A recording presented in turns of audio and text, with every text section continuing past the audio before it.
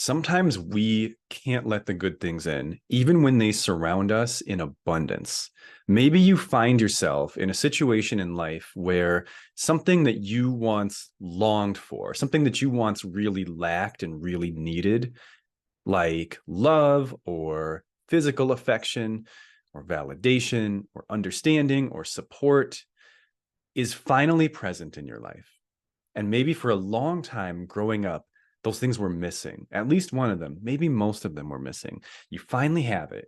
You finally have that partner or that friend group, that support network, that work friend. You finally have the thing you've been looking for.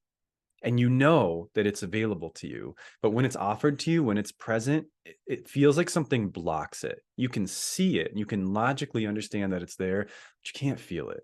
You can't enjoy it. You can't even really experience it. And so it still feels like you don't have it. If that sounds like something you experience, you probably have something we call a nurturing barrier.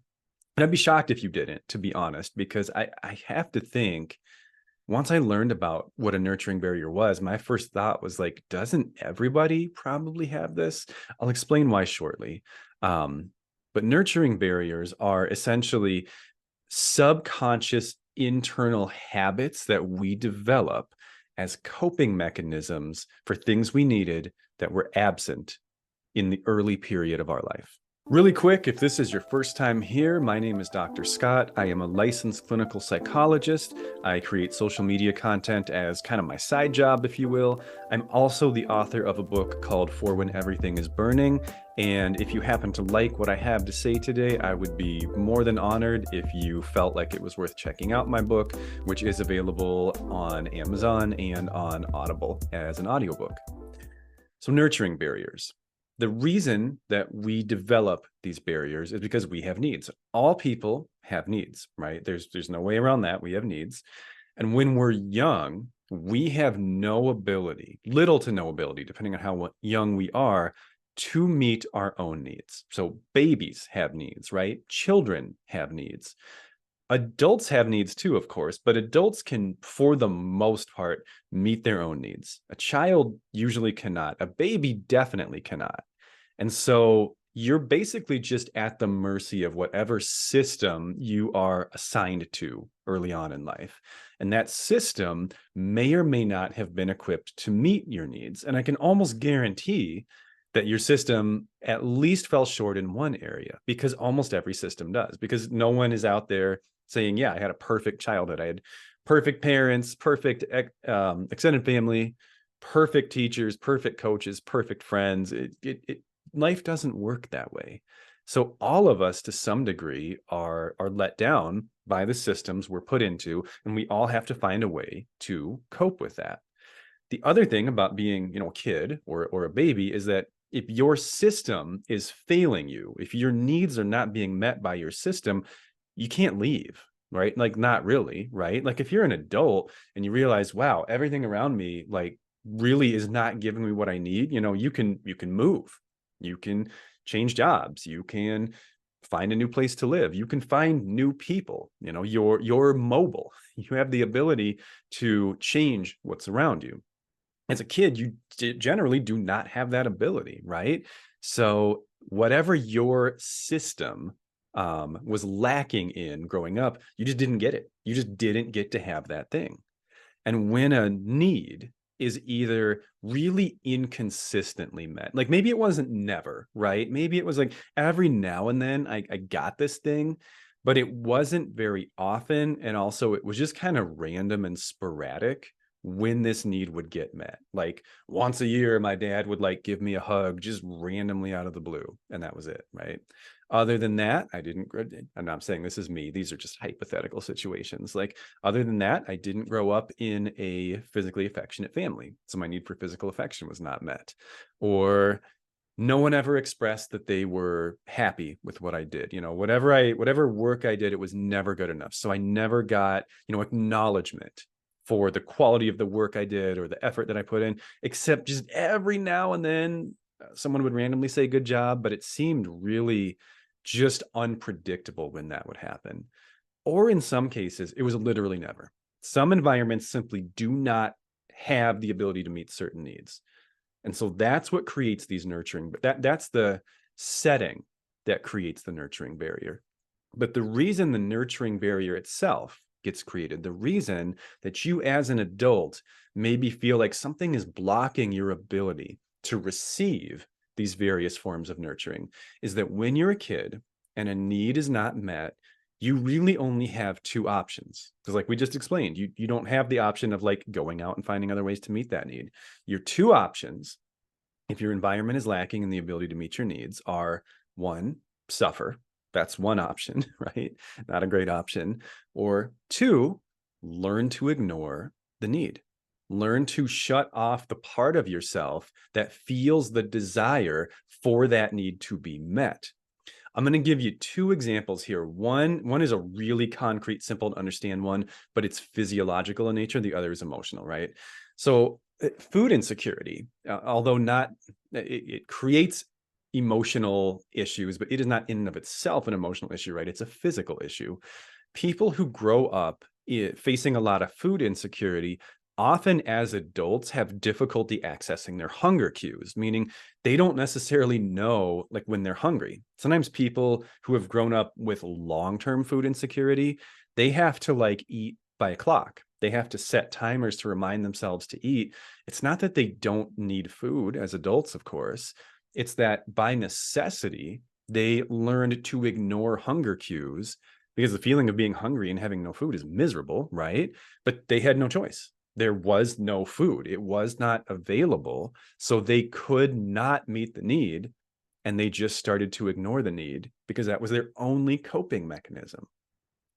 Again, that's a physiological / financial issue, but this happens with emotions too. So again, like, what if no one ever comforted you when you cried growing up? What if crying in your family was treated as like a nuisance or an annoyance or weakness or some other problem type behavior? And so when you were really sad and when you really needed consoled, you got ignored instead.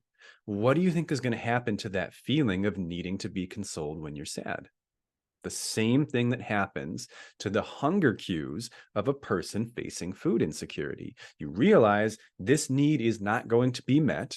I cannot go and meet this need myself. So I'm just going to be miserable as long as I feel this massive unmet need inside of me. And the only way, and as a kid, you're not consciously thinking this, you just kind of figure it out probably.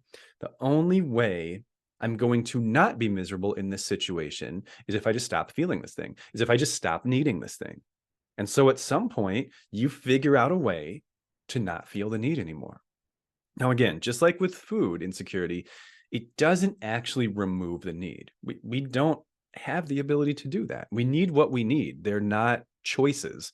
They're not optional. That's what makes them needs, right? But we do have the ability to ignore the feeling of an unmet need.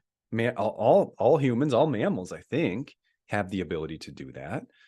And their skills, like learning to ignore a feeling physically or mentally is a skill. And I don't say that it's a skill meaning it's a good thing. What I mean by they are skills is that you get better at them with practice, right? And so at first these things are very difficult to do, but as you continue to have to practice ignoring the part of yourself that says, hey, I need a hug right now, or I just want someone to say that I did a good job or that I tried my best, the more you practice ignoring those things, the better you become at ignoring them.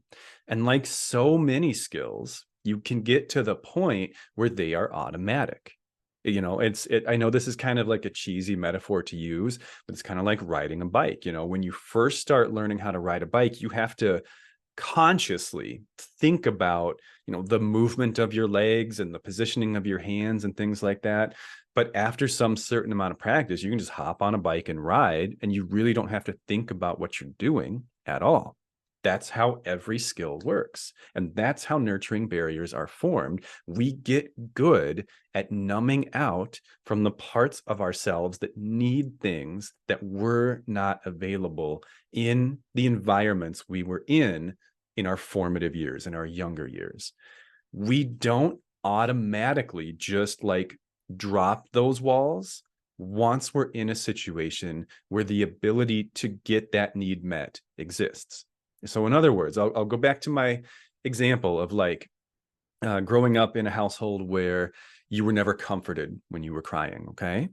Let's say that you're now in your 30s and you're married to a wonderful person who does support you. When you're crying, they come up and they comfort you physically and they say, "What's going on? What do you need? What can I do?" And you probably get this sort of split feeling inside, right? Because you mentally know this is a good thing and I should open up to this person. I should feel comforted by this. This is what I need. But you might also feel like, well, but I can't. Like I literally don't know how. And I know that this is supposed to be comforting right now, but what it actually feels like is nothing. And that might also make you feel like, what does that say about me as a partner, a person? Try not to go down that road because I want you to really understand that this is what nurturing barriers do. They cause us to become numb to certain emotional needs, to nurturing needs. It's fundamentally no different than if a part of your body was numb. And like, let's say your foot is numb. Let's say you have chronic numbness in your foot. You can't feel anything. And your partner gives you a wonderful foot massage some night. What's that going to feel like? Nothing, because your foot is numb. Your emotional centers can become numb over time with practice through practicing the skills that create the nurturing barrier. The part of you that needs comforting when you're sad might be numb. The part of you that needs someone to appreciate the hard work that you put in might be numb. The part of you that needs someone to say, I love you, or someone to hold you might be numb. And that's not your fault. That's not because you're a broken person. It's because at some point in your life, that thing wasn't there. You needed it and it wasn't there. And you had to learn how to cope with that. And you did the best you could and you learned to numb out from it. That's all this is. Okay. Now, that being said, there is something that you can do about this. Now, this is going to vary a little bit from person to person. I wish I could be ultra specific on this and give you exact step-by-step instructions for how to overcome your nurturing barrier, but I can't. And the reason I can't do that is that they are somewhat unique for every single person. This isn't necessarily the exact same process for me as it is for you. But I can give you kind of the overview or the blueprint, if you will. That may be something that you can fill in the blanks with on your own. It may be something that a therapist can help you with, but I'll give you the overview. The thing is, we often, when we know we're supposed to feel something and we don't feel that thing, we usually try to make ourselves feel it. We try to force it. And so that's often how people try to cope with nurturing barriers is like, I should feel close to my partner right now because they're holding me in their arms and that should make me feel close to them. So I'm going to try to make myself feel close to them. We don't really have a way to do that. There's not a mechanism or a system in our brains that allows us to force an emotional experience. You can look like, I mean, I know there's acting, right? Like you can appear to be having an emotional experience, but that doesn't mean you are. So, and most of us are not amazing actors anyway. So even if I'm not going to tangent that too far, I don't really know that much about acting. I'm just going to leave it there and consider that a tangent avoided. What I was going to say though is it's actually, there's something we have to stop doing to overcome our nurturing barriers, because the nurturing barrier, even though it feels like an absence of emotion, and that makes us think we need to do something to acquire that emotion, what's actually happening is we are doing something inside of ourselves to block the input of that emotion, because we put a wall around that space of our hearts when we were young, and that wall is still there. That wall still exists because just because you move out and end up in whatever situation you end up in down the road doesn't automatically make that wall come down. You have to disassemble the wall. It doesn't just like disintegrate once your brain realizes, oh, there is somebody who shows me love now. I wish it worked that way, but it doesn't. So what I encourage people to do in therapy when we're working on nurturing barriers is every time a situation comes up where you air quotes should be feeling this feeling and you notice that it's not there, try to turn your attention inward rather than outward. So try to notice, what am I doing? There is something you're doing, and I don't know what it is, but there is something you are doing to block that emotion. It's probably there for just a split second and then you shut it off because you had to do that for however many years of your life. Sometimes the thing we do is physical. So sometimes they are actual, they're typically like internal micro movements. So other people might not even see them. Sometimes if you have a really, really good therapist, sometimes they can notice them. Sometimes it's even just something as simple as like a clenching of the jaw or like a pulling in of the shoulders or the head goes down. It can be the smallest little thing. But sometimes physical movements, I know this sounds a little woo-woo, whatever, but this is real. Sometimes physical movements can affect our emotions. And often if we like tense or tighten up, that can actually basically like block emotions because it gives us this feeling of being protected or insulated from the world and keeping what's out there outside, I guess, for lack of a better term, from what's in here. It's not always physical though. Sometimes it's psychological. Sometimes it's a thought that comes so quick you don't even know you had it. But let's say no one ever said they loved you growing up. And so now you have a partner who says it a lot or a friend who says it a lot or something like that. If you really try to slow down and pay attention to your internal experience, what you might notice is that there's this little voice inside you that anytime someone says I love you, this little voice says they don't mean it. And that is your nurturing barrier, that voice, because that voice blocks the authenticity of the emotion you would otherwise experience from this expression of love. And it keeps you, quote, safe from being let down if they don't say it again for a year or if they never say it again. Because your early life taught you that this is inconsistent. I can't count on this. And I better not get used to this or I'm going to end up hurt and disappointed. But if that's no longer the situation you are in, then it might be time to start tearing that wall down. And the way you do it is by first figuring out, what did I do to build it? And what am I continuing to do to keep it up? And then you have to try to inhibit that reflexive reaction, whatever it is, once you figure out what it is. Again, I wish I could tell you more specifically, but the examples I gave are a couple examples from my own or patients' lives that I've worked with. But everybody is different in this regard. We all kind of find different ways to cope with the inadequacies of our childhood environments. So all I can do is tell you where to look, and hopefully that helps. But like I said, this is something that can be really valuable to explore in therapy as well. Try to identify how you block the emotion and then stop doing the thing that blocks it. And just like the nurturing barrier itself took time and took practice to build up, not doing it will also take time and practice. So try to be patient with yourself, try to be gentle with yourself, and just don't give up. As long as you don't give up, there's always a chance that you can make some significant progress on this. Let me know if this makes sense. Let me know what you think about it. And I really hope that this content is helpful for you today. I will see you next time. Take care.